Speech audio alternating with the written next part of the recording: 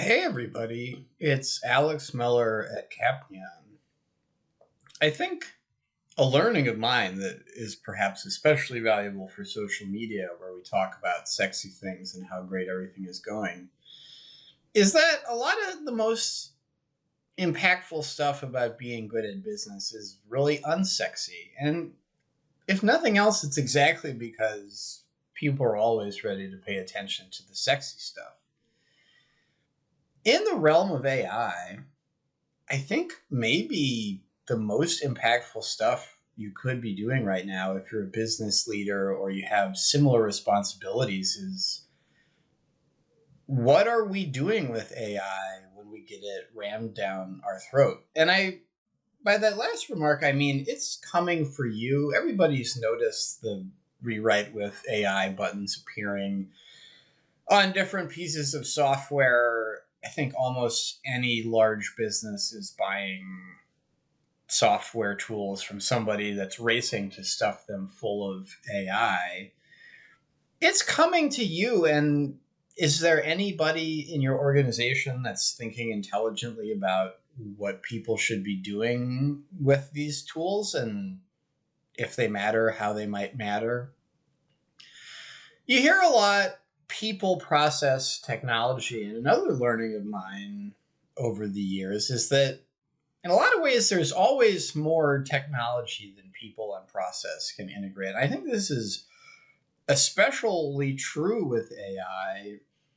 I'm going to give some examples now before I drone on in the abstract forever. So, Area A, software engineering, generative AI seems really useful. If you're writing code, having a generative AI tool to help you write code in certain circumstances seems like a huge productivity win. And lots of people have realized this. I don't think it's terribly controversial what I'm saying. In any area where you're using AI, there's danger of being on autopilot too much and doing something stupid. So if you're an organization that's using a generative AI tool in conjunction with employee efforts to write code, are you providing any training on how to do that? Is there any kind of risk analysis of ways it could go wrong? Are you encouraging people to use it in certain veins? Because it seems like a big winner. Going back to, well, what should you really be doing right now to move the needle? I would say the difference between an organization that does a really good job, hey, there's this tool, it really helps. Hey, you need to be mindful of XYZ issue if you use it this way. Hey, we're going to do a little seminar about productivity enhancements that have mattered a lot to people in this office in the past. These kinds of things, that makes a lot of positive difference for increased productivity. If you're doing none of these and implicitly maybe pushing things the other way, there's a lot of people that are just kind of scared of the thing that aren't using it that could be. There's people using it real carelessly and sending hallucinated server configuration files places. You could have both real big active headaches and then just passively miss out a whole lot. So this is one area. Technology is there. It's in your computer popping out at you at this point. Works pretty well. It's new, but it's pretty well validated. A lot of the story of who's a winner and who's a loser as a business or other large organization is going to be about the people and process part of exploiting these tools. Continuing vaguely in the writing code vein, I think a really fascinating area that is just not really grappled with much at all relative to how much it could be is that there's a whole lot of people out there that work with spreadsheets or do some very quantitative task and might not be a competent coder in every language they might be able to leverage for their work.